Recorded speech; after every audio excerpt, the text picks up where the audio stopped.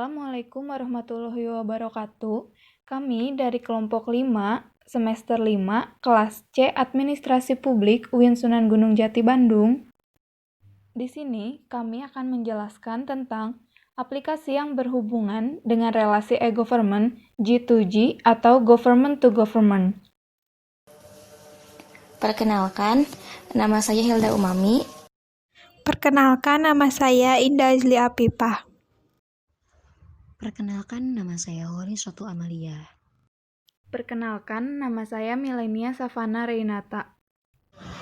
Perkenalkan, nama saya Mita Irawan. Pengertian e-government. E-government adalah penggunaan teknologi informasi yang akan meningkatkan hubungan di antara pemerintah dengan pihak-pihak yang lain. Fungsi e-government. Fungsi e-government ialah untuk bisa meningkatkan mutu dari pelayanan publik dengan menggunakan pemanfaatan teknologi informasi. Tujuan e-government ada 4. 1. Pembentukan jaringan informasi dan transaksi layanan publik yang tidak dibatasi sekat waktu dan lokasi, serta dengan biaya yang terjangkau masyarakat. 2. Pembentukan hubungan interaktif dengan dunia usaha. 3. Pembentukan mekanisme dan saluran komunikasi dengan semua lembaga negara serta penyediaan fasilitas dialog publik. 4. Pembentukan sistem manajemen dan proses kerja yang transparan dan efisien, serta memperlancar transaksi dan layanan antar negara pemerintah. Manfaat e-government ada 3. 1. Untuk dapat memperbaiki sebuah kualitas pelayanan dari pemerintahan pada para stakeholder, yang utama ialah di dalam hal-hal kinerja, efektivitas, dan juga efisiensi pada berbagai bidang kehidupan bernegara. 2. Untuk meningkatkan transparansi, kontrol, dan juga akuntabilitas penyelenggaraan pemerintahan, yakni di dalam sebuah rangka penerapan konsep good corporate governance. 3. Untuk mengurangi dengan signifikan total dari biaya administrasi, relasi beserta interaksi yang juga dikeluarkan oleh pemerintah untuk kepentingan dari aktivitas sehari-hari. Government to Government atau G2G ialah sebuah web pemerintahan yang dibuat dengan tujuan agar dapat memenuhi berbagai macam dari informasi yang dibutuhkan di antara pemerintah yang satu dengan pemerintah lainnya, dan untuk memperlancar dan juga mempermudah sebuah kerjasama di antara pemerintah-pemerintah yang bersangkut.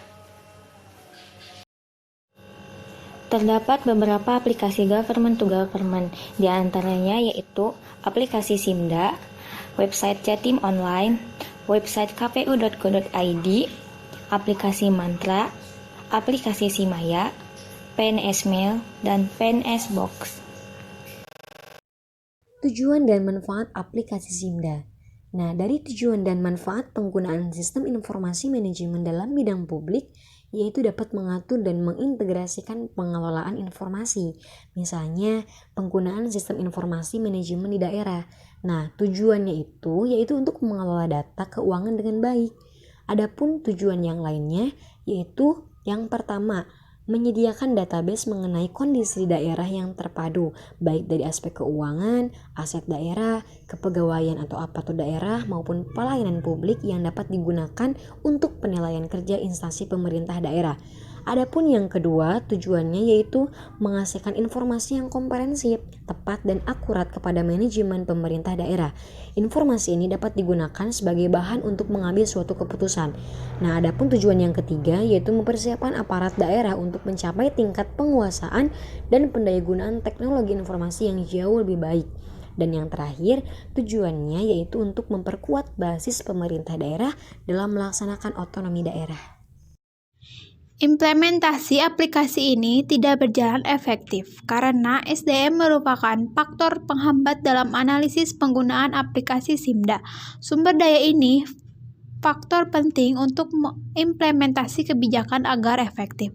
Komponen SDM meliputi jumlah staf, keahlian dan para pelaksana, informasi yang relevan, serta cukup untuk menerapkan kebijakan, dan pemenuhan sumber-sumber terkait dalam pelaksanaan kebijakan. Penggunaan aplikasi Simda dalam implementasi Peraturan Pemerintah Nomor 71 Tahun 2010 akan berjalan dengan baik apabila peningkatan sumber daya manusia bukan saja dengan BINTEK, kursus atau diklat, tetapi dengan ASN atau PNS. Memfasilitasi PNS untuk menambah pengetahuan di bidang akuntansi ke jenjang yang lebih tinggi atau penerimaan PNS di prioritas yang berpendidikan S1 akuntansi.